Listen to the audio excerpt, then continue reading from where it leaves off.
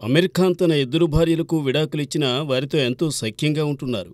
పిల్లల కోసం మొదటి భార్య రైనా దత్తాతో స్నేహపూర్వకంగా ఉంటున్న అమీర్ ఖాన్ రెండో భార్య కిరణ్ రావుకు విడాకులిచ్చినా సినిమా బంధం మాత్రం కొనసాగుతోంది. కిరణ్ రావుకు మొదట్నుంచి చిత్రసీమలో దర్శకత్వం వహించాలన్నదే అభిలాష.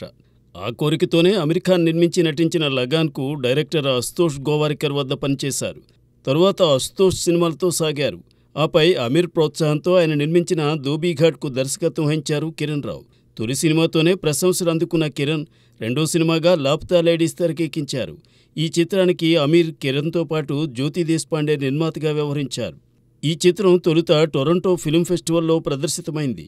ఈ ఏడాది మార్చి 1న థియేటర్లలో విడుదలైన లాప్తా లేడీస్ రోజురోజుకు ప్రేక్షకాదరణ పొందుతూ విజయం సాధించింది.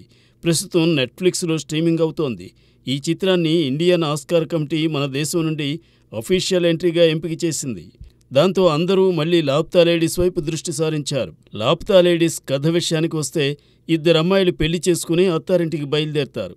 ఒకే రైల్లో ప్రయాణించిన వారు పెళ్లికూతురు దుస్తుల్లో ఉన్న కారణంగా తారుమారవుతారు. తరువాత పలు పాట్లు పడి చివరికి ఎవరి భర్త దగ్గరకు వారు చేరుతారు. కానీ చదువుకోవాలని ఎంతో అభిలాష ఉన్న జయ తన భర్తకు గుడ్ బై చెప్పి డెహ్రాడూన్కు వెళ్లడంతో కథ ముగుస్తుంది. మన దేశంలో పల్లెల్లో ఇప్పటికీ స్త్రీలకు సరైన స్వాతంత్ర్యం లేదనే వాస్తవాన్ని లాప్తా లేడీస్ చూపిస్తుంది. పెళ్లికూతురు తన భర్త ముఖం కూడా చూడకూడదనే ఆచారం ఆశ్చర్యపరుస్తుంది.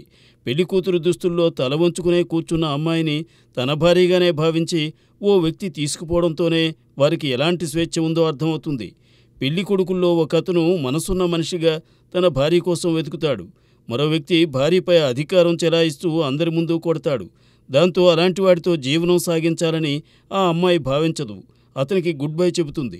తన చదువును కొనసాగించడానికి ముందడుగు వేస్తుంది.